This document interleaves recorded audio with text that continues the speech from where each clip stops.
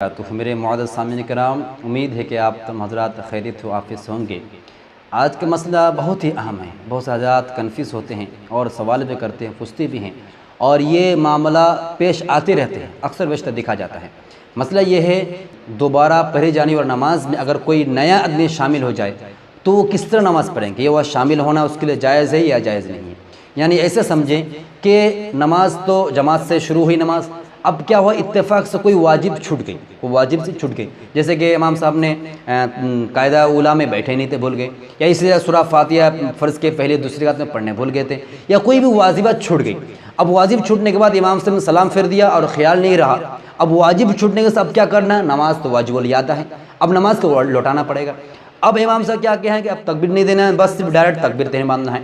اب وہ تو امام صاحب نماز غلطی ہونے سے نماز کو لوٹا رہے ہیں، واجب الادا ہونے کی وجہ سے، اب وہ نماز شروع کر دی۔ اب پیچھے میں جن کی جماعت چھوٹ گئی ہے، جو پہلے حاضر نہیں تھے، جو حاضر ہے وہ سب تو نماز پڑھ رہے امام کے ساتھ، واجب الادا ہونے کی وجہ سے سب کو واجب الادا ہو گیا۔ اب ایک آدمی کے باہر سے آ رہے ہیں، ان کا فرض ہی نہیں ہے، یعنی فرض ہی نہیں پڑھے تھے، نماز میں شروع نہیں کیے تھے، اب وہ حاضر ہونا ان کے لیے کیسا ہے؟ جائز ہے یا جائز نہیں ہے؟ تو یاد رہے، اس میں دو مسئلہ ہے۔ ایک مسئلہ ہے، اگر وہ جان رہے ہیں کہ یہ واجب الادا نماز ہے تو ان کے لیے بہتر نہیں ہے کہ وہ شامل ہو جائے، اس نماز میں داخل ہو جائے۔ دوسرا نمبر ہے کہ وہ جانتے نہیں ہیں، جاننے سے تو داخل نہیں ہونی چاہیے، بہتر ہے، لیکن داخل ہو جاتے ہیں نماز ہو جائے گی۔ لیکن اگر وہ جانتے نہیں ہیں، انجانے میں اگر داخل ہو گئے، نماز میں شامل ہو گئے، جماعت میں انٹر ہو گئے، تو ان کی نماز بالکل ہو جائے گی۔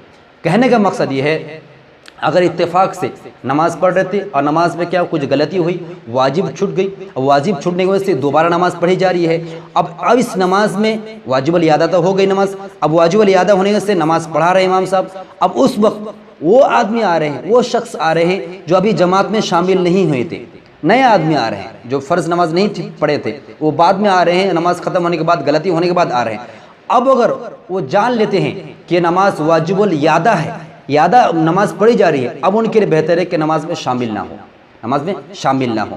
دوسرا نمبر ہے کہ اگر کوئی شخص نہیں جانتے ہیں اور نماز شروع ہو گئی ہے، واجب الادا نماز شروع ہو گئی، ایک رکعت نماز ہو گئی، دوسری رکعت امام سے کھڑے ہوئے ہیں، اب کوئی آدمی آ رہے ہیں، ارے اللہ نماز چل رہی ہے، سبحان اللہ، جلدی پڑا وضو کی، نماز میں شامل ہو گئے۔